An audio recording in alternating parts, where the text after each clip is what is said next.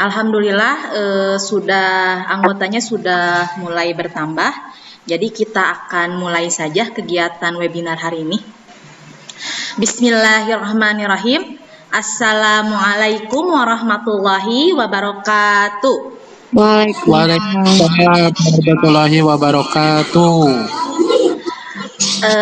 Yang terhormat Ibu Kepala Sekolah SDN Negeri Linggabudi, Ibu Dewi Kania, yang kami hormati, Ibu Bapak Guru beserta staf SDN Linggabudi, beserta Ibu Bapak tenaga pendidik SD Negeri Linggabudi. Alhamdulillahirabbil alamin, wassalatu wassalamu ala asrofil anbiya'i wal mursalin wa ala alihi wasahbihi ajmain.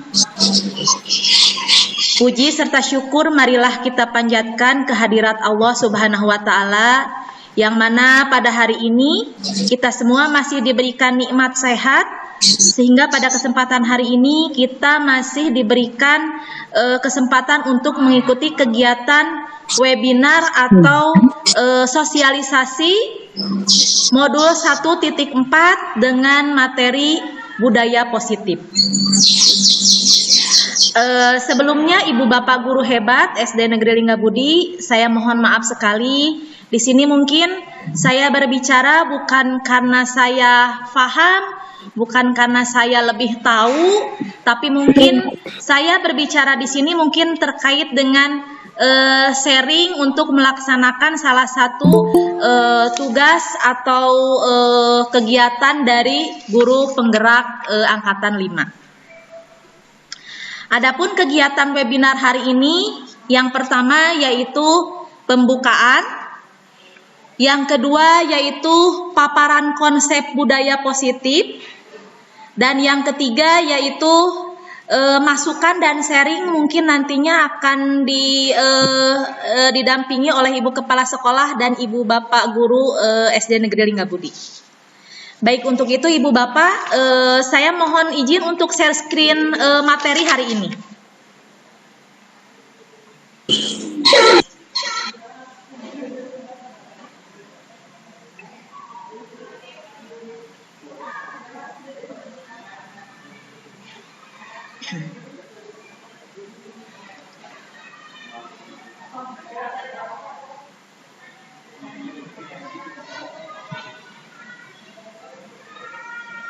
Ya, Ibu Bapak,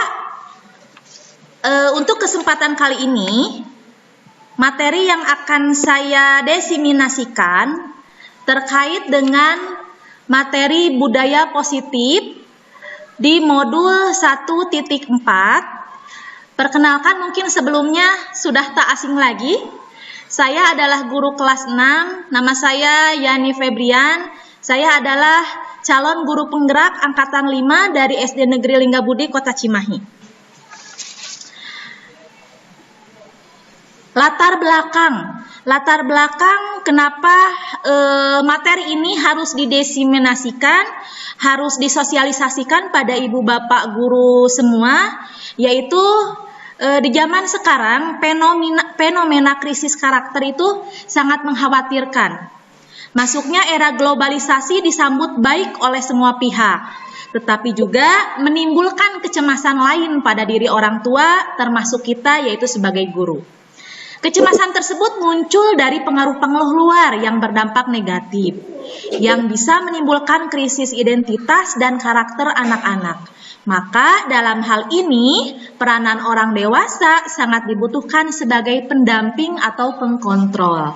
Nah, jadi dikembalikan mungkin karena kekhawatiran untuk saat-saat sekarang ini, dekadensi moral yang mungkin ya, dekadensi karakter itu mungkin pada anak-anak kita sudah mulai terlihat, sudah sangat mengkhawatirkan. Nah, jadi pada modul 1.4 ini kenapa pentingnya modul 1.4 ini disosialisasikan? Itu untuk insya Allah untuk kedepannya membentuk karakter-karakter positif yang diharapkan tentunya pada peserta didik kita.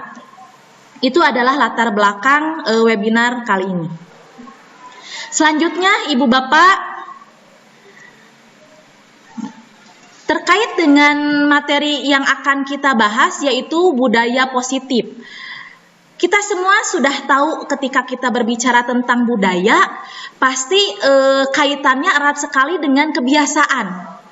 Karena kalau misalkan kita tahu budaya secara bahasa, artinya adalah keseluruhan sikap dan pola perilaku serta pengetahuan yang merupakan suatu kebiasaan yang diwariskan dan dimiliki oleh suatu anggota masyarakat tertentu.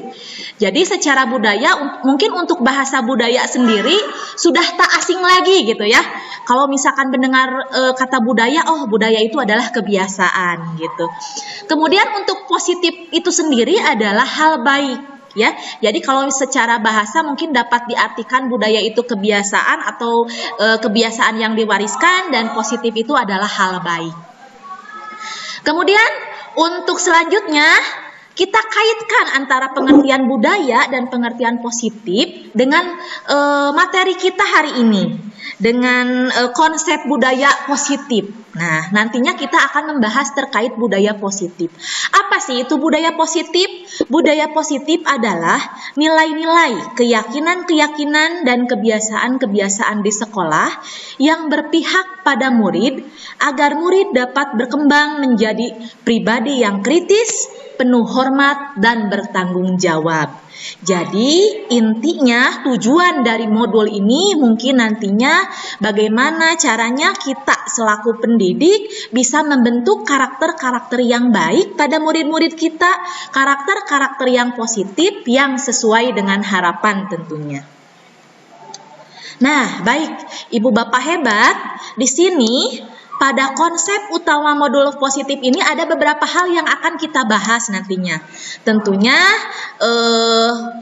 ini kurang lebih ada 7 bahasan, insya Allah semuanya sangat bermanfaat khususnya bagi kita sebagai seorang pendidik di sekolah ataupun di kelas. Bahasan atau konsep utama pada modul budaya positif ini yang pertama nanti kita akan mengetahui perubahan paradigma belajar. Setelah itu kita akan tahu tentang disiplin positif. Setelah itu kita akan diskusi tentang kebutuhan dasar manusia. Kita juga akan berdiskusi tentang motivasi perilaku manusia. Selanjutnya kita akan berdiskusi tentang posisi kontrol restitusi. Selanjutnya selanjutnya yaitu nilai keyakinan kelas dan kebajikan, dan konsep terakhir yaitu segitiga restitusi. 7 konsep utama yang ada pada modul 1.4 terkait materi budaya positif ini. Terus terang selama saya kemarin mempelajari modul 1.4 ini, ke-7 materi ini luar biasa, sangat kaya akan manfaat dan faedah, masukan-masukan baru juga untuk saya sebagai seorang pendidik tentunya. Nah, baik Ibu Bapak, adapun di sebelah kiri bawah itu adalah mind map dari keseluruhan materi yang mungkin akan saya sharing hari ini, yang akan saya sosialisasikan pada Ibu Bapak semua. Nah, baik Ibu Bapak, kita awali materi kita dengan perubahan paradigma belajar. Ketika kita mendengar kata paradigma, apa sih itu paradigma? Nah, biasanya paradigma itu kita kaitkan dengan cara pandang mungkin ya. Nah, jadi perubahan cara pandang belajar. Kalau dulu mungkin paradigma belajar kita yaitu paradigma mengajar kita, guru adalah fungsinya hanya mentransfer ilmu gitu. Tetapi ada paradigma baru terkait belajar, yaitu pembelajaran dengan paradigma baru dirancang berdasarkan prinsip pembelajaran yang berdiferensiasi, sehingga setiap siswa belajar sesuai dengan kebutuhan dari setiap tahap perkembangannya untuk dapat mewujudkan profil pelajar Pancasila. Yang saya dapat garis bawahi dari perubahan paradigma belajar ini, yaitu adalah nantinya adanya perubahan tingkah laku belajar pada diri siswa. Di sini ada kata-kata berdiferensiasi dan profil pelajar Pancasila yang saya garis bawahi. Kalau misalkan Ibu Bapak pernah mempelajari tentang kurikulum merdeka, itu sangat erat kaitannya kata-kata berdiferensiasi, profil pelajar Pancasila, itu sudah tak aneh lagi kepada kurikulum merdeka. Mungkin sudah ada di antaranya ibu bapak yang sudah iseng-iseng mempelajari kurikulum merdeka itu ya. Nah, di situ pembelajaran berdiferensiasi itu apa? Pembelajaran yang menitik beratkan pada keberagaman, baik itu keberagaman sikap peserta didik kita, keberagaman perilaku, keberagaman minat peserta didik kita, yang nantinya keberagaman peserta didik kita itu baik dari minat, sikap, dan perilaku itu berpengaruh pada cara pembelajaran guru tersebut, guru itu sendiri. Jadi tentunya nanti karena muridnya saja sudah misalkan beragam, otomatis apa yang disampaikan oleh guru dalam pembelajaran tentunya harus beragam ya. Jadi ketika kita tahu murid kita beragam, ya otomatis gurunya juga baik itu dalam membuat media, dalam menyusun metode, cara ya dalam pembelajaran itu ya tetap harus beragam juga gitu. Jadi adanya keberagaman, lebih jelasnya adanya berdiferensiasi ini lebih ke keberagaman gitu ya, baik itu dari segi murid ataupun dari segi pengajaran ibu bapak guru gitu. Erat kaitannya sekali dengan kurikulum merdeka ya. Nah, mungkin satu lagi mungkin untuk mewujudkan profil pelajar Pancasila. Nah, tentunya perubahan paradigma belajar ini selain menggunakan konsep berdiferensiasi untuk nantinya membentuk karakter profil pelajar Pancasila. Apa sih profil pelajar Pancasila ini gitu ya? Dan tentunya juga ini mungkin sudah tak asing lagi gitu ya di telinga ibu bapak guru hebat gitu ya. Apa sih profil pelajar Pancasila ini? Profil pelajar Pancasila itu terdiri dari 5 karakter ya, yang sesuai dengan kita gaungnya sungguh sangat luar biasa, terdengar oleh ibu bapak guru di mana-mana gitu ya, bahwa karakter profil pelajar Pancasila itu yang pertama yaitu karakter yang beriman kepada Tuhan Yang Maha Esa, bertakwa dan berakhlak mulia ya. Kemudian yang keduanya karakter profil pelajar Pancasila itu yaitu mandiri, yang ketiganya bernalar kritis, yang keempatnya kreatif, yang kelimanya bergotong royong, dan terakhir nomor 6 berkebinekaan global. Jadi intinya yang diharapkan pada perubahan paradigma belajar yaitu mengarahkan putra-putri kita, peserta didik kita untuk menjadi putra-putri peserta didik yang berkarakter profil pelajar Pancasila, tentunya dengan pembelajaran yang berdiferensiasi. Nah, itu adalah perubahan paradigma belajar. Kemudian selanjutnya Ibu Bapak, kita akan masuk pada disiplin positif. Sebelum kita membahas tentang tujuan disiplin positif, tentunya dalam budaya kita makna kata disiplin itu dimaknai menjadi sesuatu yang dilakukan oleh seseorang pada orang lain untuk mendapatkan kepatuhan. Jadi ketika kita mendengar kata disiplin, ya kaitannya mungkin salah satunya dengan kepatuhan ya Ibu Bapak ya. Disiplin, patuh gitu ya, yang cenderung selama ini kita dengarkan gitu. Pokoknya konotasi disiplin kaitannya dengan kepatuhan aja gitu ya. Nah, ini adalah yang biasa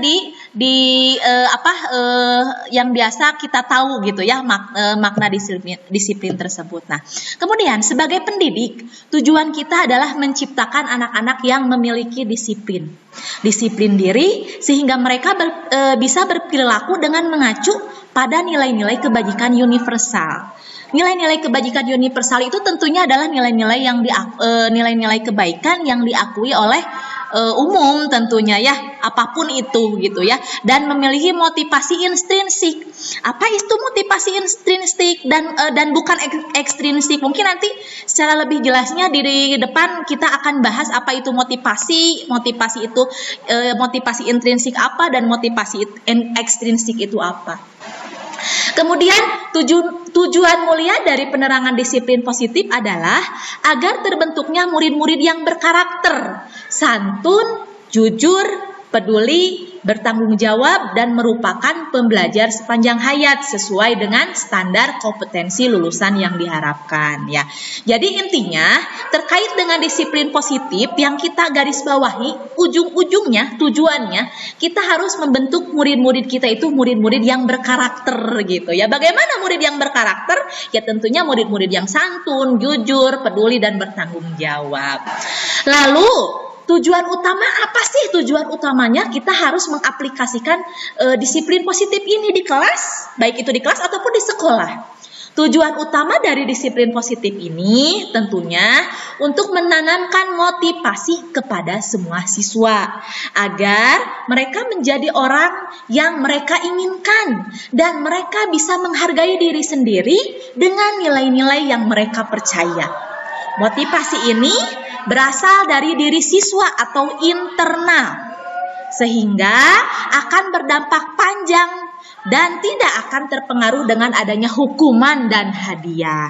Jadi terkait dengan disiplin positif ini, tentunya yang diharapkan pada disiplin positif ini adalah disiplin yang muncul dari internal siswa itu sendiri gitu ya, bukan dari luar, bukan karena adanya suruhan, bukan karena adanya hukuman, bukan juga karena adanya hadiah ya, terkait disiplin positif ini. Baik Ibu Bapak, kita akan lanjut.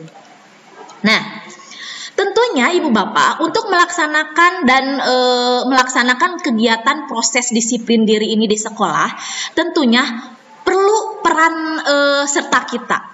Ya, peran serta kita untuk melihat bagaimana sih potensi dasar, modal awal murid-murid kita gitu. Jadi dengan keberagaman murid ini tentu ada 5 tahapan kebutuhan murid itu tersendiri. Jadi kita harus tahu dulu gitu sebelum mengaplikasikan budaya positif di kelas ataupun bahkan di sekolah, kita juga harus tahu kebutuhan dasar murid-murid kita itu apa sih? Nah, yang pertama yaitu bertahan hidup. Yang kedua, ini kaitannya dengan murid-murid kita Ibu Bapak ya. Yang kedua mungkin kasih sayang dan rasa diterima. Yang ketiga mungkin penguasaan. Yang keempat kebebasan, dan yang kelima kesenangan.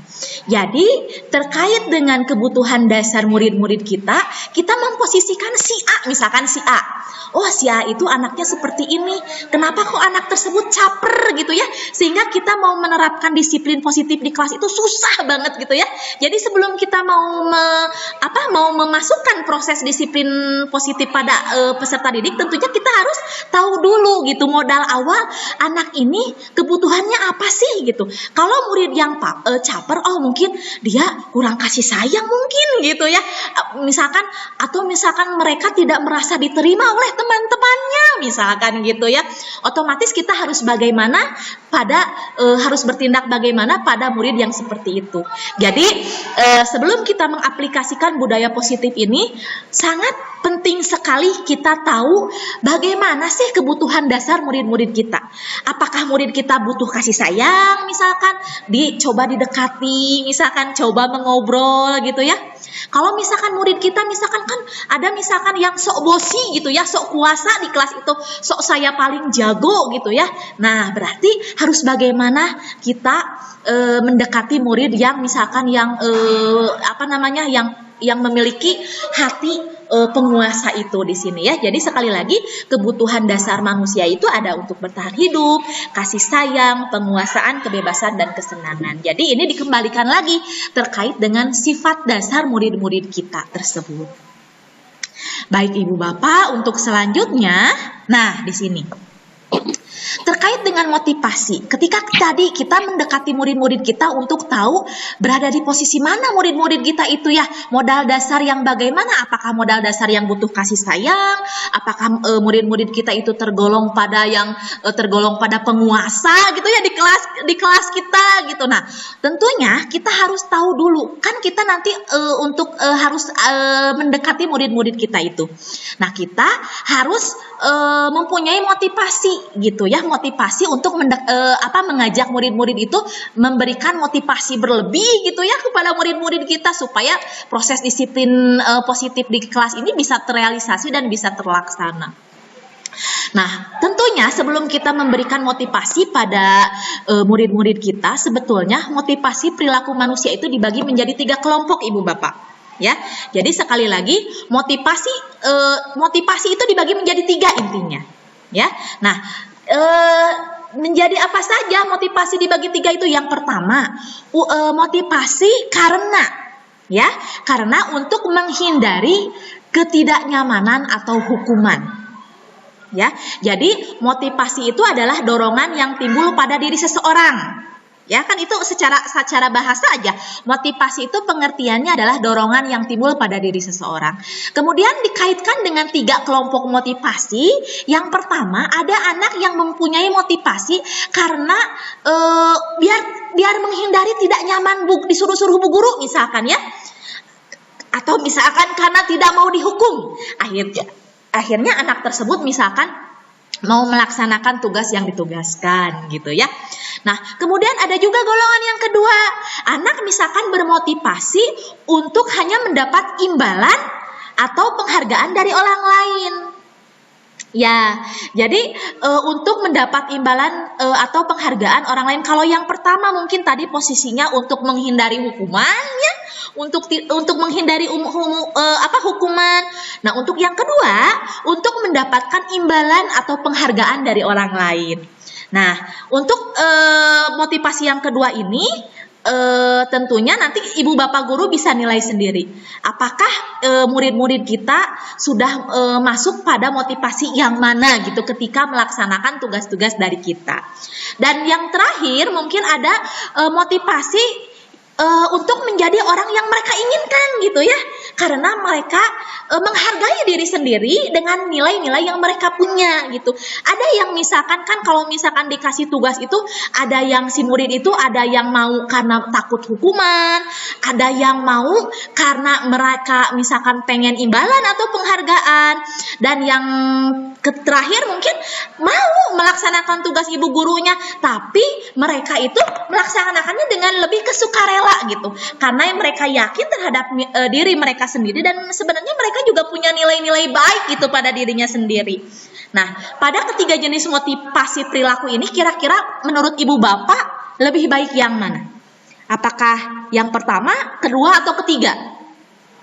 Yang ketiga, Bu. Yang ketiga, betul ya Pak Ilham. Tentunya motivasi ini yang kita harapkan ada pada murid-murid kita ya ibu bapak ya. Motivasi yang memang benar-benar mereka merasa yakin terhadap diri mereka sendiri, dengan mereka juga yakin dengan nilai-nilai kebaikan pada diri mereka sendiri. Nah, tentunya ada trik gitu ya ibu bapak ya. Ada trik dan tips bagaimana sih memotivasi agar mereka posisinya itu tidak ada di nomor 1 dan di nomor 2 gitu. Karena kan seperti yang kita sebagai seorang guru yakini, wah kalau misalkan kita punya murid-murid yang berada pada motivasi ketiga ini tentunya luar biasa gitu ya. Itu murid-murid idaman gitu, murid-murid hebat gitu ya. Dan yang kita yakini juga harus misalkan kita menginginkan murid yang hebat, murid yang wah gitu ya. Tentunya murid yang hebat itu haruslah bersumber dari guru-guru yang hebat juga gitu ya. Dan saya yakin dan percaya guru-guru yang hebat itu adalah kita semua yang berada di sekolah SD Lingga Budi ini ya. Amin ya Allah ya Rabbal Alamin gitu. Baik ibu bapak, untuk selanjutnya mungkin ini terkait motivasi. Jadi kita sepakat ya semuanya bahwa motivasi itu kita yakini bahwa motivasi yang terbaik itu adalah motivasi yang timbul dari dalam diri anak sendiri gitu, bukan karena hukuman ataupun karena imbalan. Nah, di sini ibu bapak terkait dengan konsep disiplin. Pada bahasan ini konsep disiplin itu dibagi menjadi 3. Jadi identitas disiplin itu pada modul ini dibagi menjadi 3. Ada konsep disiplin dengan identitas gagal, ada juga konsep disiplin dengan identitas sukses, dan ada konsep disiplin dengan identitas restitusi. Mari kita bahas satu-satu. Pada konsep disiplin dengan identitas gagal, yaitu konsep disiplin yang terfokus pada hukuman dan penghargaan. Jadi konsep disiplinnya itu, mindsetnya itu disiplin yang kaitannya dengan hukuman gitu ya. Konsep disiplin itu kaitannya dengan penghargaan gitu. Kalau disiplin ada hukuman, ada penghargaan. Nah, itu adalah yang saya sendiri pada awalnya juga ketika misalkan untuk mendisiplinkan anak, hukuman dan penghargaan itu, reward dan punishment itu dikedepankan gitu. Saya sendiri pada awalnya beranggapan seperti itu. Untuk mendisiplinkan siswa berarti harus ada reward and punishment gitu ya. Itu pada awal saya mempelajari modul ini. Tetapi ternyata mindset saya di awal itu salah gitu ya. Mendisiplinkan anak itu pada hukuman dan penghargaan itu sebenarnya itu adalah konsep disiplin dengan identitas gagal gitu ya. Wah, berarti kebayang dong Ibu Bapak ya, mungkin di sini juga bukan saya sendiri ya. Untuk sebelum-sebelumnya juga kita bagaimana mendisiplinkan anak berarti perlu ada hukuman gitu ya. Bagaimana misalkan mereward anak yang baik berarti harus ada penghargaan gitu ya. Nah, ternyata itu semua pada konsep disiplin ini ternyata itu semua gagal katanya Ibu Bapak ya. Nah, bagaimana yang diharapkan seharusnya gitu ya. Nah, konsep disiplin dengan identitas sukses itu harusnya bukan dengan hukuman dan penghargaan.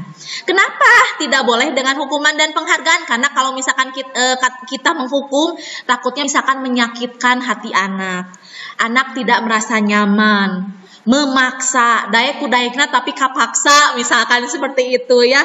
Sulit menyembunyikan kesalahan dan mungkin nanti suatu saat dengan kita dengan kita hukum mungkin bisa saja anak tersebut bisa rendah diri dari teman-temannya. Begitupun penghargaan Ibu Bapak. Yang saya pahami sebelum mempelajari modul ini, ketika ada anak yang berperilaku manis misalkan ya, sesuai dengan apa yang kita harapkan, baik itu di kelas ataupun di sekolah, kita memberi penghargaan gitu Ibu Bapak ya.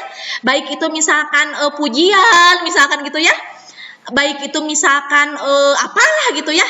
Tetapi ternyata pada modul ini penghargaan itu tidak efektif. Merusak hubungan, mematikan kreativitas, bahkan menghukum dengan sistem ranking, merampas hak dan menghargai dirinya gitu. Jadi, ternyata seperti itu gitu. Bahkan di sini kemarin ketika sedang melaksanakan ruang diskusi di LMS gitu ya, pada saat kegiatan guru penggerak, ini menjadi perbincangan hangat gitu Ibu Bapak ya. Kenapa gitu, bukannya untuk menstimulus itu perlu adanya penghargaan gitu ya, perlu ada aja untuk supaya anak bisa respon, misalkan kita harus menstimulus dengan penghargaan, dengan hadiah gitu ya. Tapi ternyata setelah kita berdiskusi kemarin itu secara kita pecahkan, ternyata penghargaan itu bukan tidak boleh. Bukan tidak boleh. Boleh sepertinya boleh kita terapkan pada murid-murid kita, tetapi sifatnya bukan dalam jangka panjang dan tidak terus-menerus. Jadi yang kita sepakati kemarin ketika membahas modul ini, penghargaan itu sifatnya mungkin tidak mutlak gagal ya. Kalau penghargaan boleh, tetapi yang kita yakini bahwa penghargaan itu tidak boleh sifatnya terus-menerus dan tidak boleh dalam jangka waktu lama dan berulang gitu. Kalau misalkan dalam jangka waktu pendek dan misalkan hanya sesekali, misalkan sesuai kebutuhan, itu masih sah-sah saja gitu. Tidak dikategorikan gagal. Kemudian dengan identitas sukses. Nah, kalau misalkan dengan identitas sukses, tentunya di sini terkait dengan konsekuensi dan stimulus respon. Nah, jadi murid itu harusnya bukan karena hukuman dan penghargaan berdisiplin itu, tapi mereka meyakini gitu dengan konsekuensinya. Ketika saya terlambat sekolah, maka konsekuensinya apa gitu. Dan konsekuensi itu haruslah misalkan datang dari diri mereka sendiri gitu di sini itu ya. Jadi kalau pengingat jangka pendek mungkin guru itu hanya mengingatkan dalam jangka pendek gitu ya. Nah, ketika kamu misalkan datang terlambat sekolah, konsekuensinya apa?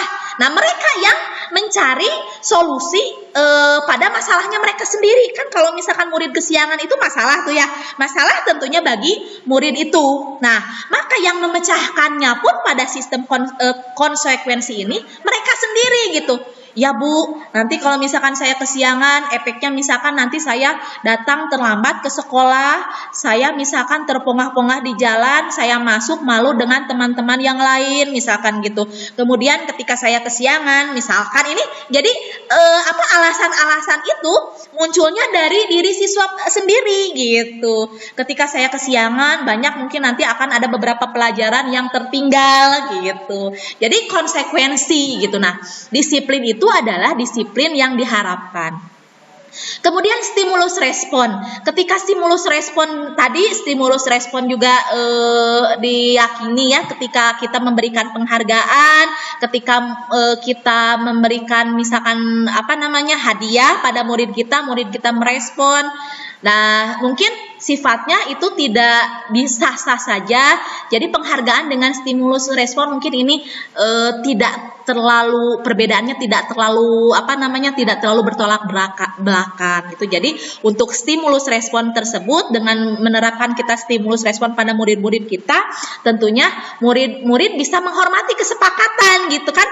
Kita tahu misalkan di awal itu kalau kesiangan misalkan pembelajaran akan tertinggal misalkan. Nah, karena kita sudah tahu murid tersebut sudah tahu kesepakatan di awal, jadi murid-murid itu lebih menghormati gitu, lebih menghormati kesepakatan yang sudah dibuat gitu, baik itu kesepakatan yang dibuat oleh bersama gurunya atau misalkan kesepakatan yang sudah ditentukan dari sekolah gitu.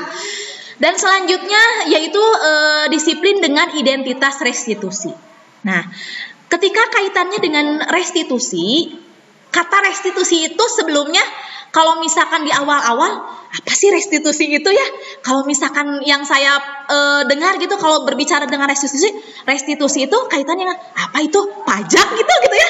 Padahal ketika membahas dengan konsep disiplin dengan identitas restitusi pada modul 1.4 ini, ternyata erat kaitannya bahwa restitusi ini adalah bagaimana anak tersebut mencari solusi dengan kesadaran diri sendiri gitu. Jadi solusi itu tidak bersumber dari ibu guru, tidak bersumber dari teman-temannya, tapi mereka mencari solusi dari masalah mereka, tetapi bersumber dari diri sendiri gitu. Jadi motivasi intrinsik lah gitu ya. Di situ ada motivasi intrinsik.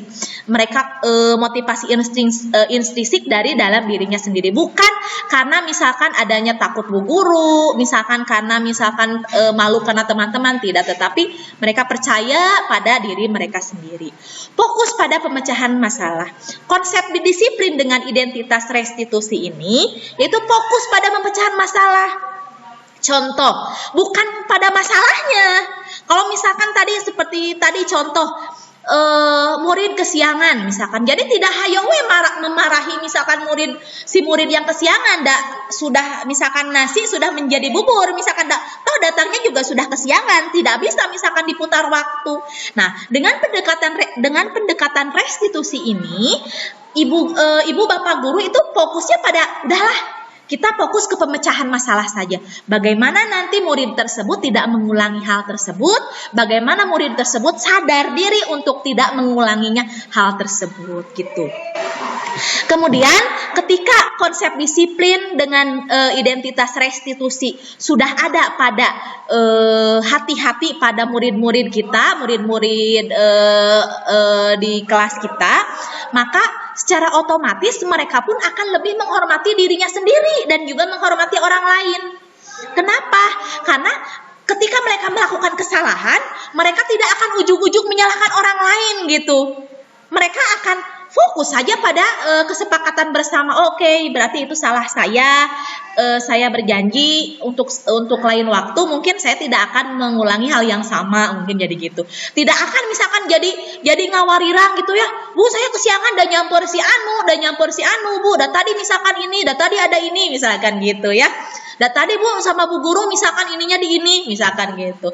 Jadi ketika konsep disiplin kita konsep disiplin dengan identitas restitusi ini, anak atau peserta didik bisa lebih menghormati dirinya dan orang lain. Juga dirinya juga bisa mengkontrol gitu ya. Jadi karena mereka lebih menghormati diri dan orang lain, otomatis mereka juga bisa jadi mengkontrol dirinya sendiri gitu. Bersepakat memperbaiki kesalahan, tentu dengan menerapkan konsep disiplin dengan identitas restitusi ini, mereka bersepakat gitu. Mereka yakin kesalahan mereka yang sudah diperbuat dan mereka pun sepakat dengan dirinya sendiri, tentunya dengan misalkan sepakat dengan ibu guru dan sepakat dengan teman-teman yang ada di kelas ataupun di sekolah untuk tidak mengulangi kesalahan yang sama. Baik Ibu Bapak, itu adalah konsep disiplin, terkait dengan konsep disiplin. Nah, adapun di sini ciri-ciri konsep disiplin dengan pendekatan restitusi dikaitkan dengan posisi kontrol guru. Kan kita yakin nih Ibu Bapak, konsep disiplin yang paling oke itu di antara ketiga konsep disiplin itu tadi kan, kalau misalkan dilihat dari pengertiannya itu konsep disiplin dengan pendekatan restitusi itu lebih oke gitu ketimbang dengan pendekatan yang lainnya. Maka ketika sudah kita menyatakan konsep disiplin restitusi itu lebih baik dari yang lainnya, kita bisa memposisikan diri kita. Nah, posisi kita sebagai guru itu misalkan pada murid-murid kita bisa memposisikan apakah sebagai pemberi hukuman, apakah sebagai pembuat rasa bersalah, apakah misalkan kita memposisikan sebagai teman, sebagai pemantau, bahkan mungkin sebagai manajer gitu. Nah, itu adalah posisi kita gitu ya. Jadi posisi kontrol kita untuk mengontrol murid-murid kita terkait kita kan ceritanya akan melaksanakan dan akan mengaplikasikan disiplin positif dengan pendekatan restitusi. Kita harus tahu kita berada di posisi kontrol yang mana nih? Apakah pemberi hukuman, pembuat berasa bersalah, sebagai teman, pemantau ataupun manajer. Baik Ibu Bapak, sebelum kita memutuskan kita harus berada di posisi kontrol yang mana, di sini saya akan share video.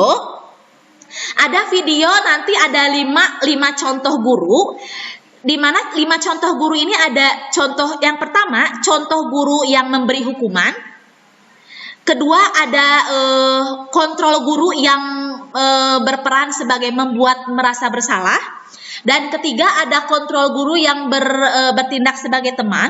Yang keempat ada kontrol guru sebagai pemantau. Dan kelima ada kontrol guru sebagai manajer. Nah, jadi setelah nanti menyaksikan video tayangan ini, kita akan sadar gitu ya. Saya sampai malu sendiri gitu ya waktu saya mempelajari materi ini. Aduh, saya ada di posisi ini nih gitu ya. Kita simak bareng-bareng videonya Ibu Bapak ya.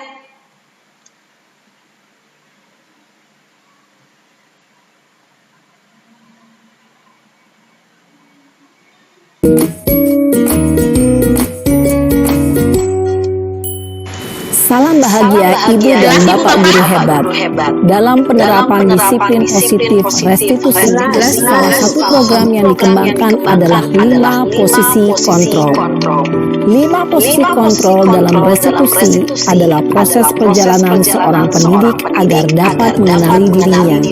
Pada video kali ini, kita akan membahas tentang 5 posisi kontrol yang dikembangkan oleh Diane Gossen dan contoh penerapannya.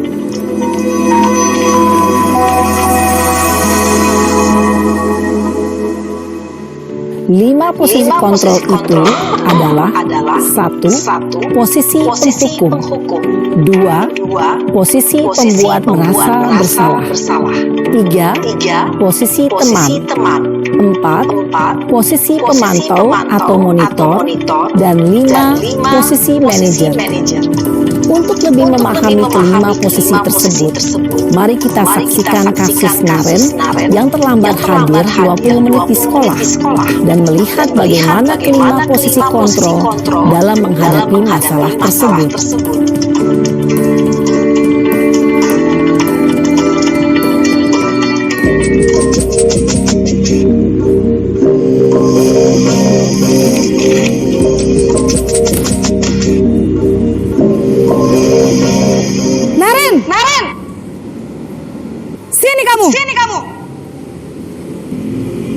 Selamat pagi, Bu. Selalu terlambat. Kamu deh, pasti terlambat. Maaf, Bu. Saya Apa coba? Alasan kamu apa lagi? Kapan sih kamu tidak terlambat? Malas sekali ya kamu jadi anak. Saya Dasar pemalas. Gak kapok-kapok sih kamu. Sudah berapa kali terlambat? Sana. Kamu keliling lapangan basket 2 kali. kenapa saya harus keliling lapangan basket, Bu? Kenapa? Kamu mau lawan ibu? Berani-beraninya jawab. Sudah terlambat, masih berani jawab pula. Sekarang keliling lapangan basket 5 kali sekalian. Biar kapok. Cepat. Pergi sana ke lapangan basket. Posisi penghukum biasanya berbicara dengan nada tinggi, menghardik, menunjuk-nunjuk, menyakiti, dan menyindir.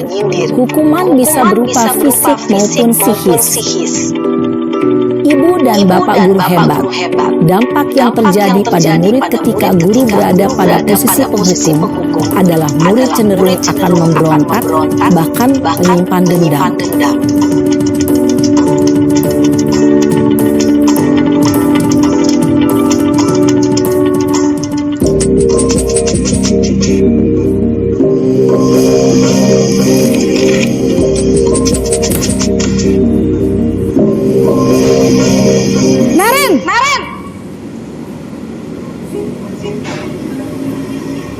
Selamat pagi, Bu. Naren. Kamu kenapa terlambat lagi, Nak? Ya Tuhan, Naren. Kamu senang ya bikin ibu susah ya? Kalau kamu terlambat lagi, nanti ibu yang ditegur bapak kepala sekolah, Nak. Disangka ibu tidak bisa membina kamu. Duh, gimana ini? Maaf, Bu. Duh, Gusti Naren. Kamu suka ya kalau ibu ditegur bapak kepala sekolah? Terus? Sekarang ibu harus tulis apa ini di buku absen? Ini kamu sudah sering terlambat loh. Ibu harus apa coba? Maaf, Bu. Maaf sekali. Ya sudah. Lain kali jangan bikin ibu susah lagi ya, Nak ya. Ibu tidak akan kuat lagi kalau kamu begini terus. Bisa jantungan kalau ibu ditegur bapak kepala sekolah. Sana cepat kelas. Maaf ya, Bu. Maaf sekali. Posisi pembuat rasa bersalah berbicara dengan nada tenang, cenderung lembut. Namun kata-kata yang diutarakan membuat murid merasa menjadi orang yang gagal, memandang buruk dirinya sendiri, merasa tidak berharga, dan tidak sanggup membahagiakan orang lain. Ketika guru mengambil posisi pembuat rasa bersalah, murid akan menganggap dirinya yang bersalah dan ia akan menyimpan emosi negatif tersebut di dalam dirinya.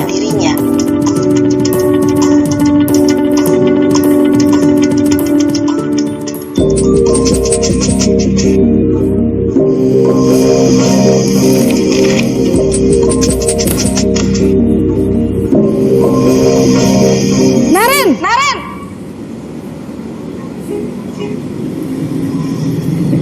Selamat pagi, Bu. Wah, sudah jam berapa ini, Nak? Terlambat lagi ya, sayang. Iya, Bu. Habis ibu saya lupa bangunkan saya, Bu. Kamu malah menyalahkan ibu kamu. Kamu bukannya anak yang larinya paling kencang. Kok terlambat sih? Iya, Bu. Saya memang terlambat bangun tadi. Jadi, biarpun saya lari kencang, tetap gak kekejar, Bu. Ya sudah sana. Nanti lain kali larinya lebih kencang lagi ya. Biar gak terlambat lagi. Bikin seneng ibu. Demi ibu. Bisa kan? Bisa lah, Bu. Ya sudah sana masuk kelas. Ibu beresin urusan absen kamu. Kamu ini ada-ada saja. Dalam posisi teman, guru berbicara dengan nada suara ramah, akrab, cenderung bersenda gurau untuk menjaga suasana tetap santai. Murid akan merasa senang, aman, dan akrab dengan guru. Identitas yang tercipta adalah identitas sukses atau berhasil. Namun, perlu diingat, karena ini masih dorongan eksternal, maka ada faktor ketergantungan dari murid kepada orang tertentu. Di sini, guru absen ya, sehingga di lain waktu, murid bisa berperilaku baik, namun hanya kepada orang-orang tertentu saja.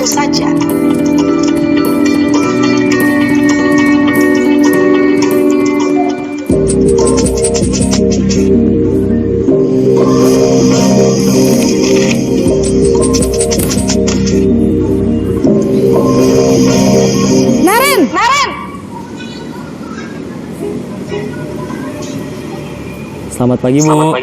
Naren, apa peraturan sekolah kita tentang jam berapa kita harus masuk sekolah, nak? Kita harus di sekolah jam 7, Bu. Iya, betul. Sekarang sudah jam 7.20. Naren sudah tahu konsekuensinya jika terlambat hadir. Paham, Bu. Saya harus tinggal kelas pas jam istirahat selama 20 menit. Ya benar, konsekuensinya demikian. Jadi nanti jam 9.30 pas istirahat, kamu harus tinggal di kelas, kerjakan tugas tambahan untuk ketertinggalan kamu, ya? Baik, Bu. Posisi pemantau mengandalkan penghitungan atau data untuk mengontrol murid. Guru mengarahkan murid berdasarkan peraturan dan konsekuensi. Seorang pemantau menunjukkan bahasa tubuh dan ekspresi wajah yang datar dan cenderung formal.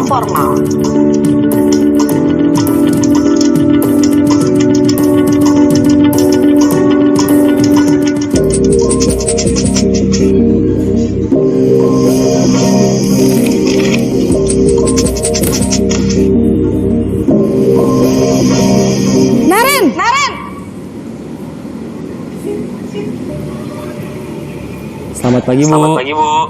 Selamat pagi, Naren. Maaf, Bu. Saya terlambat. Iya, sekolah masuknya jam 7, sekarang sudah jam 7.20. Jadi sekarang bagaimana ini, Naren? Maaf, Bu. Saya lupa setel alarm saya semalam. Baiklah, menurut kamu, keyakinan sekolah yang mana yang perlu kamu tingkatkan? Menghargai diri sendiri dan orang lain mungkin, Bu. Setuju. Jadi, apakah Naren meyakini prinsip saling menghormati tersebut? Iya, Bu. Saya meyakininya. Apakah Naren bersedia memperbaiki masalah keterlambatan ini? Bersedia, Bu. Bagaimana kamu akan perbaiki masalah keterlambatan ini? Saya akan coba untuk tidak lupa menyetel alarm saya, Bu.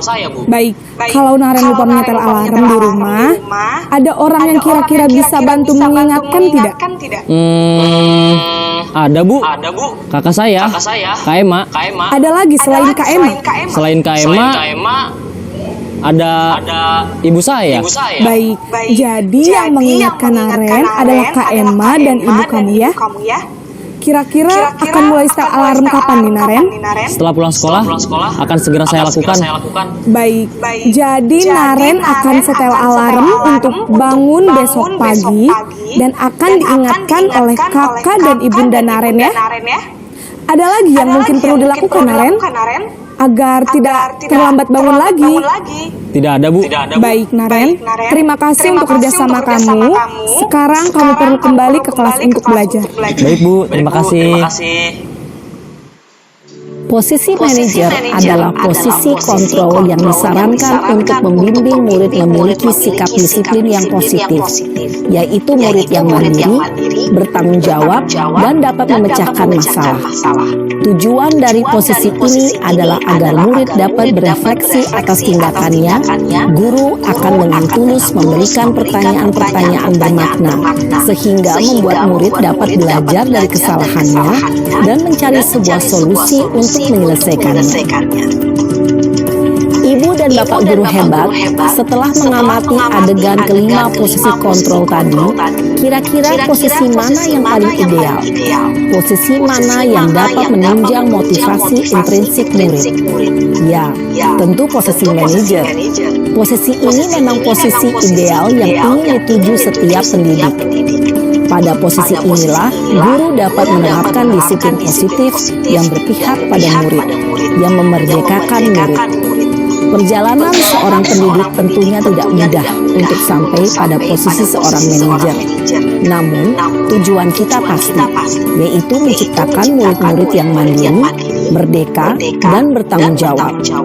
Semoga penggambaran 5 posisi kontrol yang telah diperlihatkan ini dapat menjadi ajang refleksi bagi kita semua, agar dapat terus mengasah dan menerapkan disiplin positif yang memerdekakan murid. Mari terus berlatih dan bersemangat. Selamat menerapkan. Salam dan bahagia, Ibu dan Bapak Guru hebat. Iya, baik. Bapak Ibu Guru, masih adakah? Alhamdulillah. Ya, baik, terkait dengan tayangan video tadi. Bu Adel, kira-kira kita ini ada di posisi berapa ya? Aduh, jadi malu sebenarnya saya ya. Masya Allah. Maunya sih yang posisi manajer, Bu. Seharusnya idealnya gitu ya. Itu yang diharapkan gitu ya. Seharusnya idealnya kita harusnya ada di posisi manajer. Mungkin sebelum mempelajari materi ini mungkin saya lebih sering berada di posisi sebagai teman gitu ya. Terus terang gitu ya. Jadi saya ngobrol gitu dengan murid-murid saya gitu. Oh, ternyata yang diharapkan itu gitu ya. Jadi posisi kontrol sebagai seorang manajer gitu ya. Susah tidak ya Ibu Bapak Guru? Insya Allah ya, selama kita mempunyai niat baik, berproses menjadi lebih baik, insya Allah tidak akan ada yang susah, insya Allah. Kita belajar terus, belajar bersama insya Allah ya. Baik Ibu Bapak, itu terkait 5 posisi kontrol guru. Jadi dengan disiplin positif ini yang diharapkan peran guru sangat banyak gitu di sini ya. Peran guru sangat banyak. Yang diharapkan pada posisi manajer ini tentunya menjadi murid-murid yang bisa bermandiri, merdeka dan bertanggung jawab gitu dengan tadi adanya pertanyaan. Jadi posisi guru ini hanya mengajukan pertanyaan pemantik sebenarnya ya. Jadi semua jawaban, semua solusi gitu ada semuanya pada diri siswa gitu ya. Nah, yang jadi masalahnya kalau tadi kan yang jadi sampel itu anak SMA ya. Kalau misalkan anak SMP anak SD gitu sekolah kita bisa tidak gitu ya, itu yang jadi pertanyaannya gitu. Iya, betul. Kumaha tak kira-kira bisa nggak sih Bu Yevi mungkin atau misalkan ibu bapak guru yang lain itu kan tadi sampel anak SMA ya. Kalau misalkan kita kaitkan di sekolah kita bisa nggak sih kita memposisikan diri kita gitu sebagai pemantau pada sebagai manajer gitu ya? Bisa nggak kira-kira nih? Bisa mungkin, tapi kita harus ekstra ya. Karena kan kalau anak SD ya tidak semandiri untuk tingkatan SMP, SMA. Mungkin kita harus lebih ekstra lagi. Iya, bisa mungkin ya. Mungkin untuk yang lainnya bisa nggak ya kira-kira mungkin Pak Ajoy bisa nggak kira-kira nih posisi kontrol manager gitu kita terapkan pada murid-murid SD kita? Bisa mungkin ya, insya Allah ya. Iya, insya Allah harus bisa mungkin ya. Insya Allah Bu. Iya, baik Ibu Bapak, insya Allah ya. Karena mungkin kemarin juga, iya betul, kemarin juga ada beberapa contoh kasus yang dimana contoh kasus itu masalahnya anak SD gitu. Tapi ternyata dipecahkan dengan posisi kontrol sebagai seorang manajer bisa gitu. Tentunya dengan bahasa yang dimengerti anak-anak kita gitu. Kalau misalkan untuk anak-anak SMA mungkin bahasanya kan tadi lebih formal ya ibu gurunya. Nah, kalau misalkan anak SD itu di studi kasus yang kemarin yang sudah kami pelajari itu bahasanya lebih disederhanakan kembali gitu. Jadi jangan terlalu formal gitu. Tetapi bisa dan insya Allah bisa gitu ya ketika posisi kontrol kita mau memposisikan kita di posisi kontrol sebagai seorang manajer bisa juga gitu diterapkan pada anak-anak sekolah dasar gitu. Ya, itu terkait dengan posisi kontrol Ibu Bapak. Dan mungkin masihkah ada slide selanjutnya? Oh, masih. Nah, di sini Ibu Bapak nilai keyakinan kelas ini ketika kita di sini kita membahas tentang posisi kontrol. Kita berada di posisi kontrol yang mana? Nah, di sini ketika kita memposisikan sebagai manajer, posisi kontrol manajer, tentunya ada dikaitkan dengan restitusi nanti tadi ya. Apa itu restitusi? Restitusi itu adalah pencarian solusi masalah terhadap kemampuan diri sendiri. Ya, jadi nanti ketika kita memposisikan sebagai kontrol, di mana kontrol diri kita, kalau misalkan kita mau memposisikan diri kita sebagai manajer, kita akan melakukan restitusi gitu. Jadi erat kaitannya. Jadi membentuk budaya disiplin positif ini, kita harus tahu dulu posisi kita ada di mana. Wah, kita kan tadi yang idealnya posisi kita ada di posisi control manager nih. Apa sih yang harus dilakukan di posisi control manager?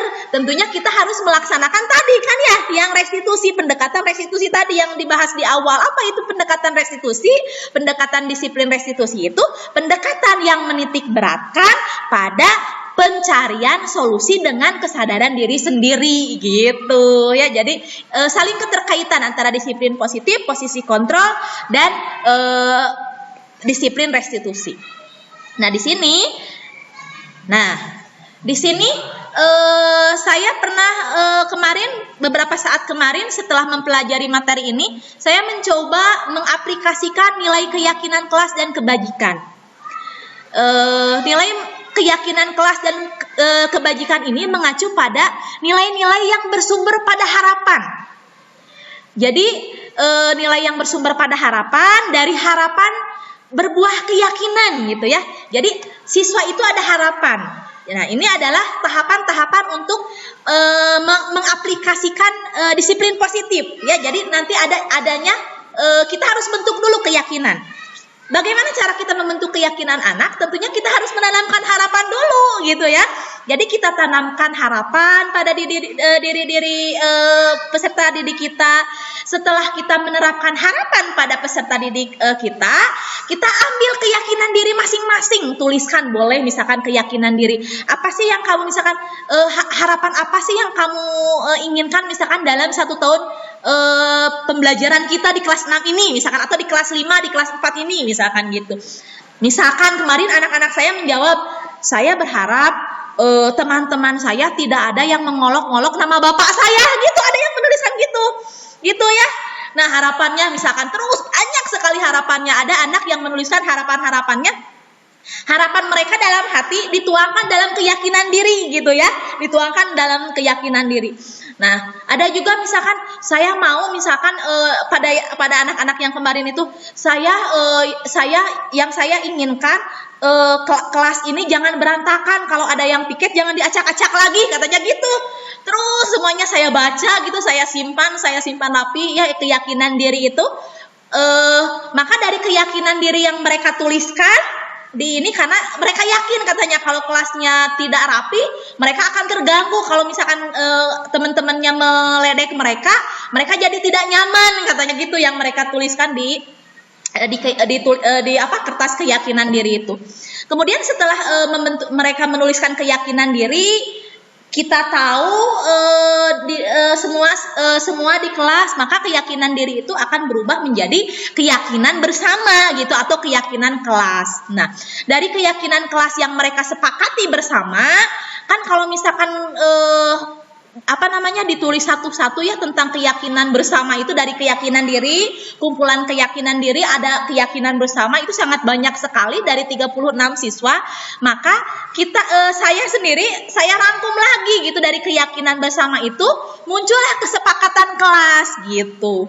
Apa itu kesepakatan kelas? Ya, kesepakatan kelas itu bersumber dari tadi keyakinan diri, keyakinan bersama yang bersumber dari keyakinan diri. Dari keyakinan diri itu bersumber dari harapan diri sendiri gitu.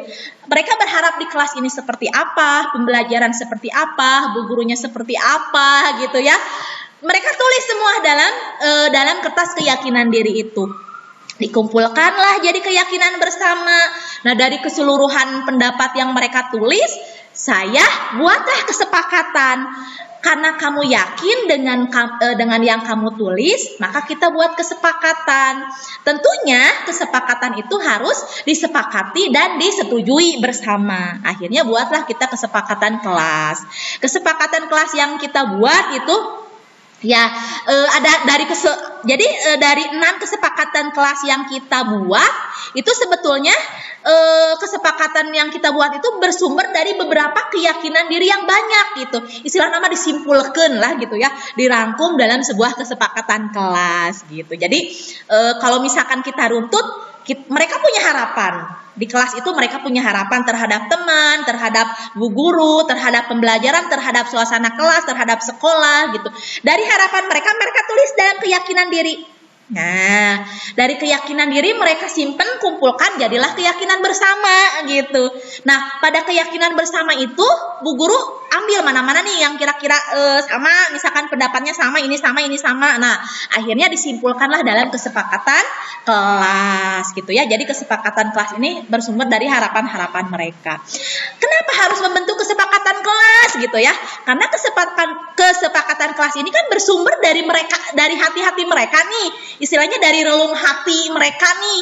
Itu mereka ini nggak mau misalkan kelasnya kotor, otomatis kalau misalkan tidak mau kelasnya kotor, otomatis mereka harus bagaimana? Nah, saya tulis menjaga kebersihan kelas gitu.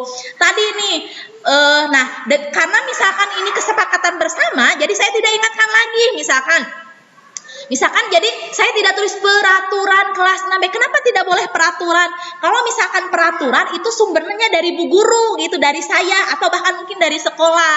Nah, sebenarnya kata-kata peraturan itu adalah satu pihak gitu ya. Dan memaksa sifatnya. Pokoknya suka, like or misalkan suka tidak suka, ini peraturan gitu ya. Sebelumnya yang saya pahami memang gitu, peraturan gitu ya. Nah, tetapi setelah mempelajari modul ini, ternyata lebih tepat lagi kalau misalkan kesepakatan, peraturan yang kita buat itu lebih bagus lagi, kesepakatan gitu, yang bersumber dari keyakinan yang mereka yakini pada diri mereka sendiri. Nah, lantas untuk apa gitu kita harus membuat kesepakatan gitu ya? Yang intinya tadi kita untuk menciptakan disiplin positif gitu. Jadi disiplin positif itu tidak melalui peraturan yang mengikat, baik itu dari ibu guru, dari sekolah gitu ya. Tetapi disiplin positif itu dibentuk dan diciptakan dari kesadaran diri mereka sendiri gitu ya. Jadi, nah di sini dari kesepakatan bersama ini nantinya harapan-harapan yang kita harapkan itu berubah menjadi karakter atau pembiasaan yang positif gitu. Jadi ya intinya nanti bisa berubah dari kesepakatan kita itu menjadi karakter yang baik, karakter yang positif, disiplin yang positif baik itu di kelas ataupun di sekolah gitu. Jadi intinya seperti itu ya. Baik Ibu Bapak. Nah, di sini masih terkait dengan restitusi, tetapi menggunakan kata di awalnya segitiga restitusi. Kalau misalkan hanya restitusi, itu tadi kan seperti yang kita ketahui bahwa restitusi itu adalah mencari solusi dengan kesadaran diri mereka sendiri gitu ya, itu kalau misalkan restitusi. Tetapi kalau misalkan segitiga restitusi, ini adalah solusi pemecahan masalah. Sama, solusi pemecahan masalah yang bersumber pada diri sendiri. Nah, tetapi pada segitiga restitusi ini khususnya seorang manajer tadi ya, jadi control manager, maksudnya bukan manajer yang memimpin perkantoran, bukan. Tapi control manager seharusnya bisa menerapkan segitiga restitusi. Apa itu restitusi? Segitiga restitusi itu ada 3 tahapan, makanya disebut segitiga restitusi. Tahapan yang pertama, ketika anak menemukan suatu masalah, misalkan ada anak yang bermasalah misalkan di kelas kita ya, maka kita harus bisa memecahkan masalah tersebut menggunakan segitiga restitusi. Karena kan ceritanya kita sudah tahu ilmunya, misalkan kontrol kita sebagai manajer, maka sebagai kontrol manajer untuk memecahkan masalah peserta didik kita akan menggunakan cara segitiga restitusi. Yang pertama apa? Yang pertama harus menstabilkan dulu identitas. Misalkan ada anak si A misalkan ya, atau si B misalkan. Misalkan aduh pusingnya bukan main gitu ya, udah apanya banyak, di kelas gangguin temen gitu ya. Karena kita sudah mempelajari posisi control manager, otomatis memecahkan masalah tersebut, kita harus mencarinya dengan restitusi. Nah, kita akan aplikasikan segitiga restitusi. Yang pertama, menstabilkan identitas. Bagaimana cara menstabilkan identitas? Kita semua akan melakukan hal yang terbaik yang kita bisa. Jadi menstabilkan identitas ini di sini berbuat salah. Ada pertanyaan-pertanyaan pemantik gitu terkait kegiatan ini. Semua kegiatan restitusi itu dengan pertanyaan-pertanyaan. Jadi fungsi posisi kita itu hanya dengan posisi kontrol kita hanya dengan menggunakan pertanyaan-pertanyaan pemantik. Intinya ketika kegiatan menstabilkan identitas, kita tuh kan misalkan sampel punya contoh anak misalkan yang misalkan di kelas gangguin temennya misalkan gitu ya. Nah, ketika kita menggunakan segitiga restitusi, kita harus posisi pertama yaitu kita menstabilkan dulu identitas. Kita tanya dulu, misalkan tidak langsung menjas, perbuatan kamu itu salah gitu ya. Nah sebelumnya saya gitu, langsung menjas aja gitu, berbebet gitulah, marah gitu ya. Sebelumnya juga saya sama gitu ya, seperti itu. Tapi setelah mempelajari materi ini, ternyata tanya dulu gitu, berbuat salah. Jadi tetap menyalahkan kesalahannya tetapi kita harus paham kenapa anak tersebut misalkan berbuat salah. Contohnya pertanyaan pada menstabilkan identitas. Misalkan tadi kan ada anak yang salah tuh. Nah, berbuat salah itu tidak apa-apa. Memang tidak ada yang sempurna. Ibu juga dulu pernah melakukan kesalahan seperti itu. Dan kita harus bisa menyelesaikan permasalahan itu. Jadi kita masuk dulu pada masalah itu biar masalahnya stabil gitu ya, biar identitasnya stabil gitu. Ya manusiawi lah berbuat masalah itu gitu ya. Ibu juga dulu pernah gitu. Kamu merasa bersalah? Misalkan kamu merasa marah misalkan karena kan masalah ya, misalkan bermasalah dengan temannya, kamu merasa marah, itu mah hal wajar, manusiawi kamu merasa marah mah, misalkan seperti itu ya. Nah, tetapi di sini setelah kita memposisikan menstabilkan identitas, kita masuk ke validasi tindakan yang salah. Nah, tadi kan sudah distabilkan tuh, sudah menstabilkan identitas. Nah, kita memvaliditas misalkan dengan pertanyaan pemantik lagi.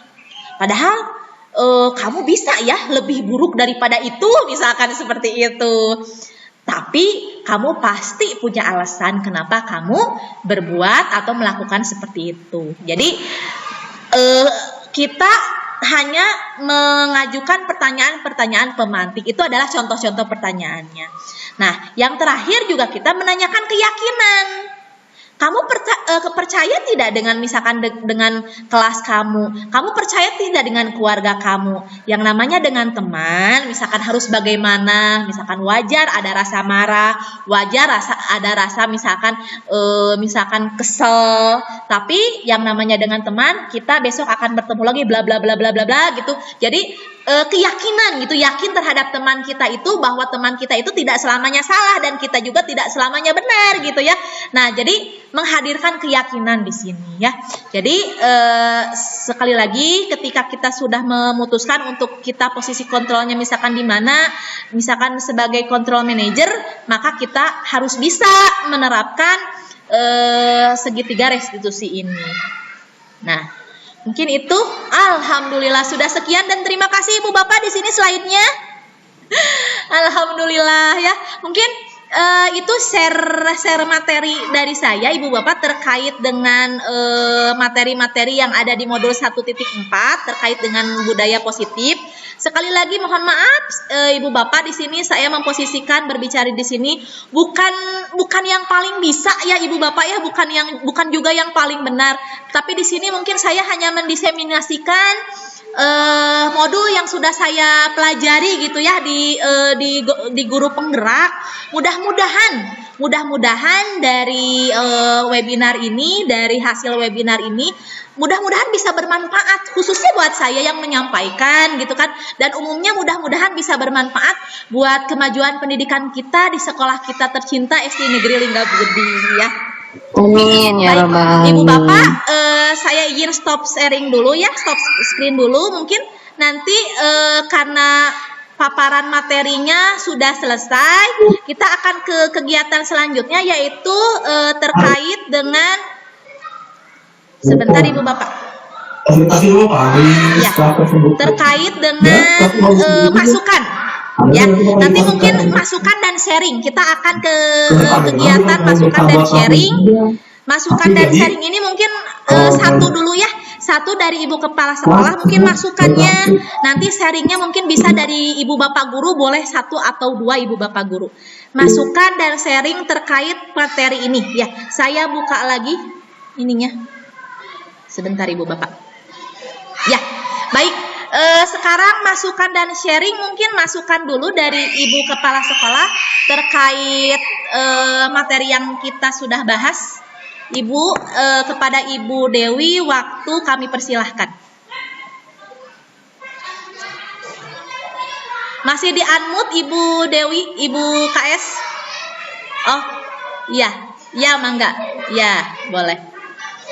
Bisa dibantu Bu Adelia?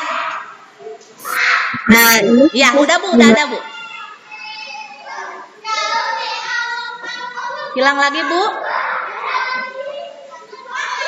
Ya, inilah kelebihan teknologi ya Ibu Bapak ya, luar biasa. Mudah tapi susah, jauh tapi dekat. ya, nanti. Udah ada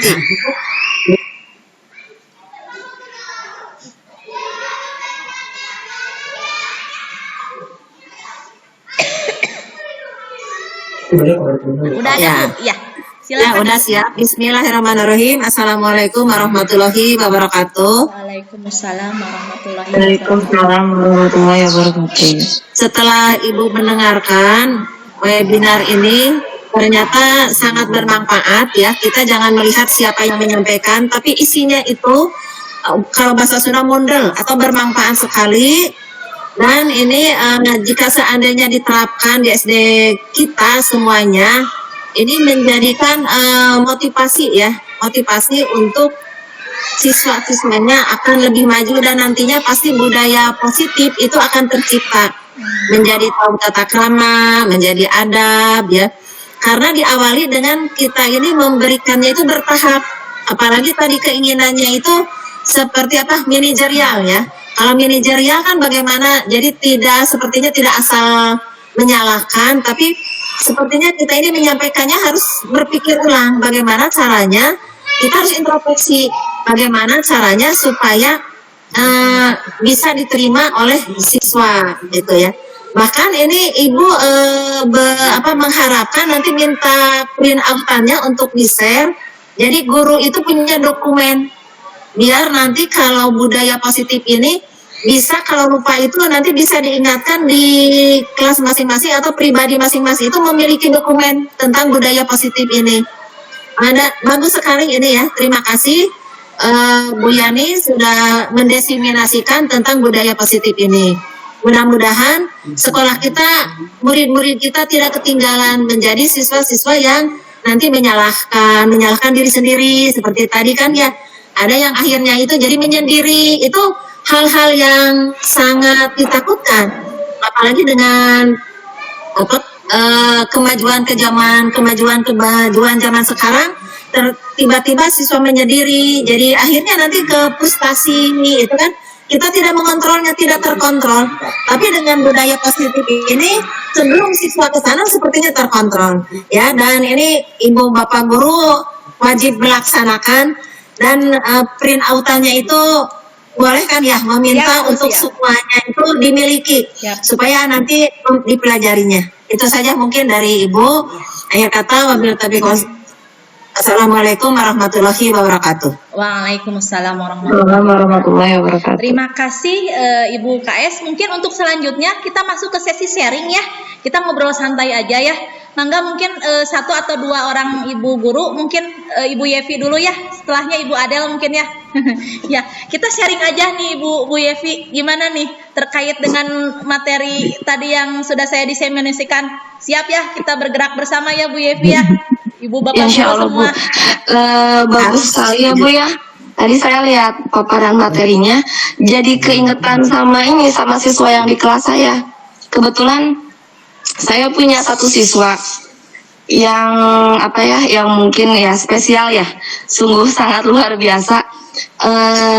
Jadi saya juga bingung, saya harus memposisikan diri di mana gitu, apakah di teman, apa di manajerial gitu. Masalahnya tuh siswa ini tuh Bu, dia itu kalau siswanya itu sebutnya ya, seperti penguasa.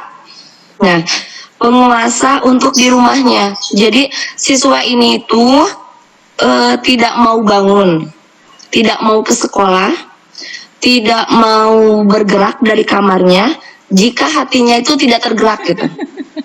Iya.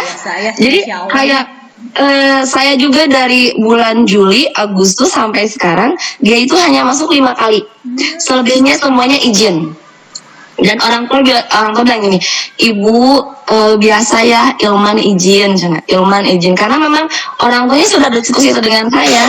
Jadi si orang tuanya ini dia itu gini, Bu, saya tidak bisa mengontrol anak saya. Ketika jadi anak itu diberi maksudnya sekarang di posisi yang tadi kan ada 5 ya Bu ya. Nah di posisi hukuman dia nggak bisa, nanti anaknya malah kabur dari rumah. Terus di posisi dia kita tadi sebagai teman ya kalau nggak salah. Di posisi teman dia malah menyepelekan, ya udah gitu, dia nggak peduli. Terus di posisi untuk rasa bersalah dia udah nggak punya empati, dia bilangnya kayak gini, nggak usah kayak bisa gini, emang Ilman nggak sayang sama mama gitu kan, emang Ilman gini liatin sama teman-temannya gimana gini, biarin aja nggak peduli Ilmannya gini-gini, sampai nggak ada, jadi udah nggak ada rasa empati. Terus sekarang di posisi untuk yang istilahnya tadi itu ya, yang 1, 2, 3, 4 saya ada 5 aja, itu juga ya. Saya justru bingung gitu, ini anak mau makanya ternyata sama saya udah gini, udah mah Ilman nggak apa-apa, biarin aja. Nanti kan Ilman lihat grup kelas, dia kan lihat kegiatan teman-temannya. Jadi kan kebetulan kemarin saya ada kegiatan, terus saya bikin video kan. Nah terus videonya itu mungkin Ilman lihat di grup, mungkin dia teman-temannya mungkin di kelas seperti ini gitu kan. Alhamdulillah mau masuk.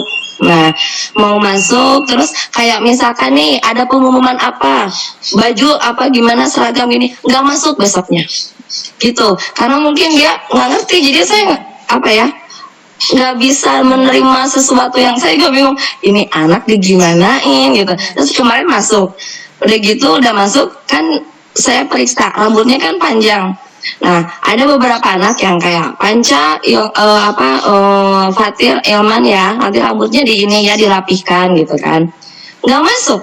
Jadi hari ini misalkan saya bilang besok nggak masuk, oke. Terus udah gitu nanti saya bikin lagi kegiatan di kelas, dia masuk lagi, segitu dia beberapa misalkan bilang nih, ini pelajarannya siapa, dia nggak akan masuk, jadi ya semaunya dia aja. Saya harus gimana ya Bu sharingnya?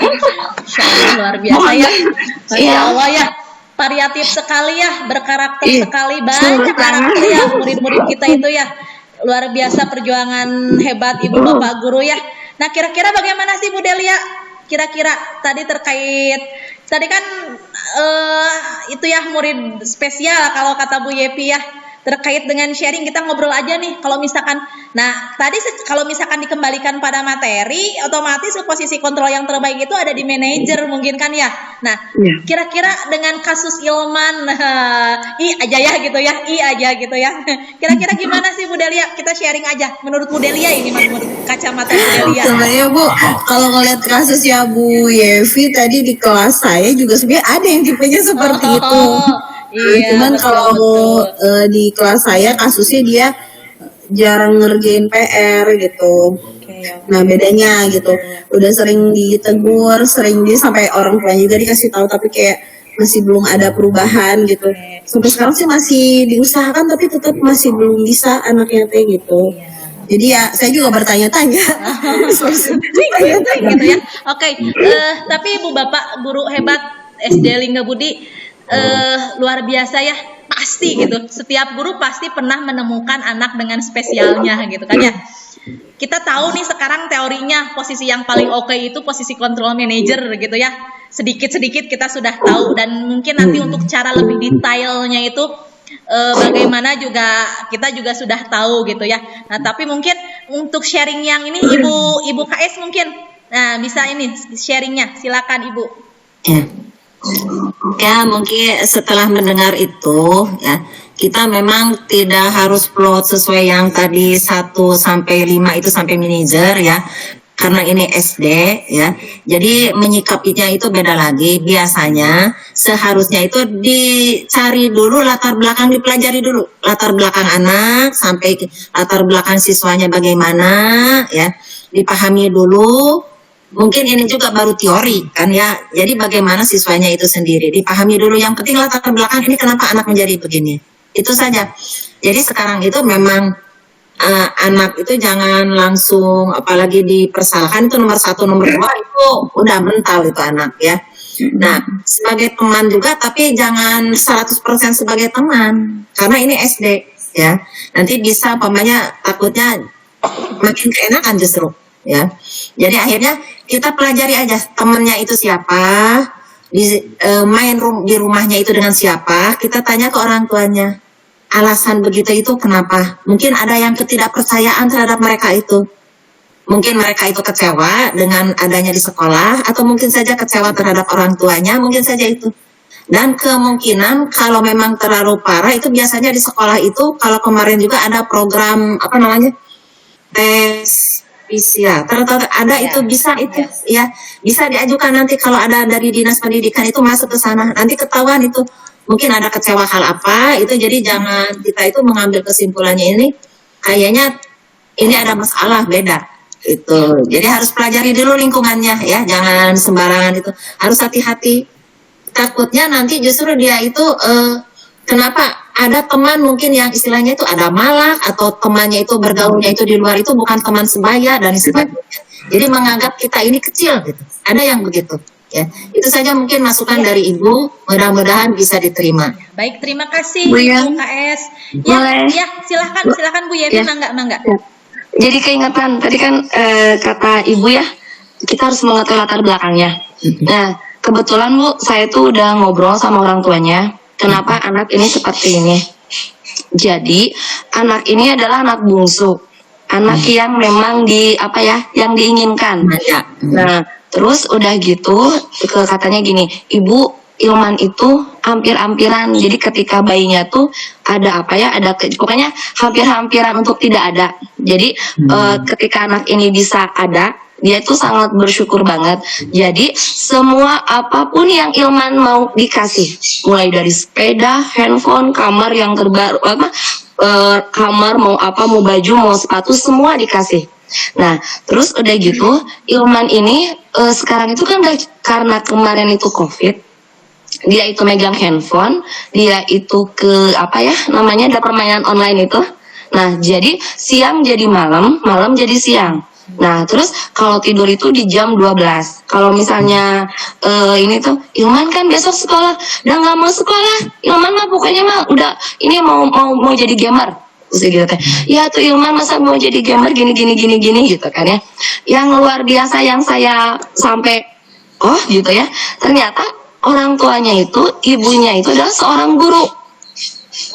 Nah, jadi ibunya itu seorang guru, bahkan saya sempat gini, Ibu coba bawa ke psikolog dulu. Kalau di TK mungkin suka ada psikolognya. Jadi sebelum anak mau ke SD suka ada psikolog kan kalau di TK.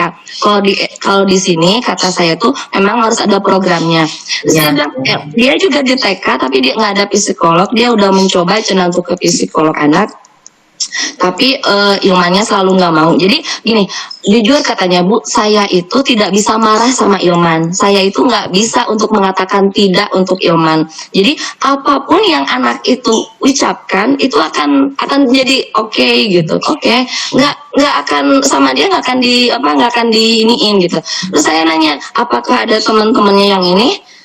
Semuanya enggak, normal. Bahkan kalau temennya nyamper ke rumah, dia main seperti biasa. Jadi tidak ada maksudnya tuh yang dikucilkan apa gimana gitu. Jadi saya juga ya aduh bingung gitu. Ternyata latar belakangnya juga di keluarganya memang nggak bisa ngasih untuk dikasih. Jadi saya bilang ini, Mama Hilman, sekarang saya memotivasi anak di kelas, saya memberikan arahan seperti ini, saya memberikan bimbingan karakter seperti ini. Tapi ketika di rumah akan sia-sia kalau misalnya nggak ada kerjasamanya, nggak ada ininya sama saya, jadi nanti akan sia-sia. Sekarang sama saya dikasih karakternya seperti ini, sedangkan di rumah Mama Ilman nggak bisa, kata saya untuk sudah kerjasama. Ya gitu. Iya, luar biasa ya Bu Yevi. Kayaknya kalau mau dikasih tahu konsekuensinya kayak udah nggak mempan ya. Betul. Konsekuensinya apa-apa gitu. Iya, betul sih ya Kalau Bu di ya. SMP itu harus dibawa ke BK, bimbingan konseling. Kalau kita oleh wali kelas ya SD. Jadi harus Yang ini tuh, aduh udah nggak ada empati sama sekali gitu. Dia udah dari hati ke hati, diajak bicaranya coba dari hati ke hati berdua ya. Ya itu salah satu solusinya betul tadi ketika kita mau memutuskan posisi kontrol yang mana yang akan kita ambil gitu ya.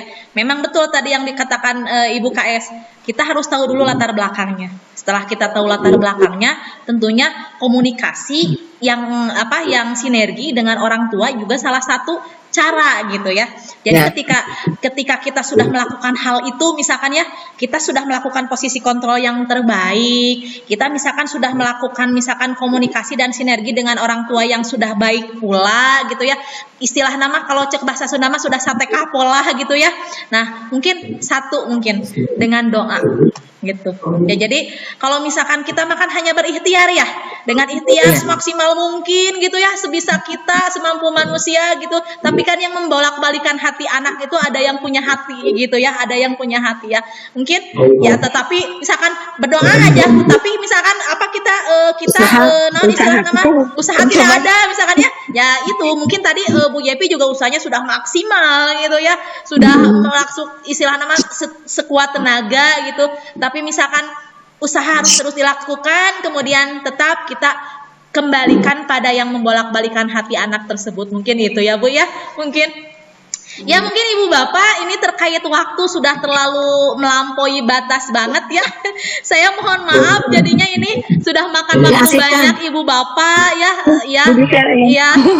Saya sebelum saya tutup mungkin saya ucapkan terima kasih yang sangat banyak pada khususnya pada Ibu KS yang sudah bisa memfasilitasi kegiatan ini, juga yang teramat besar dan sangat besar pada Ibu Bapak guru tercinta saya SD Lingga Budi, rekan-rekan seperjuangan, teman sejawat, Masya Allah supportnya. Mudah-mudahan kegiatan ini positif tidak hanya di saya tetapi untuk sekolah kita, untuk Ibu Bapak guru juga, memajukan Lingga Budi SD kita tercinta tetap di hati dan tetap berprestasi insya Allah. Amin. Akhir dari kegiatan webinar ini saya tutup dengan membacakan hamdalah bersama-sama. Alhamdulillah. Ibu Bapak sekali lagi terima kasih, mohon maaf apabila banyak kesalahan, itu pastilah datangnya dari saya, dan apapun ada kelebihan itu dari Allah Subhanahu wa taala. Saya tutup dengan wabillahi taufiq wal hidayah. Wassalamualaikum warahmatullahi wabarakatuh. Terima kasih Bapak atas kerjasamanya. warahmatullahi wabarakatuh.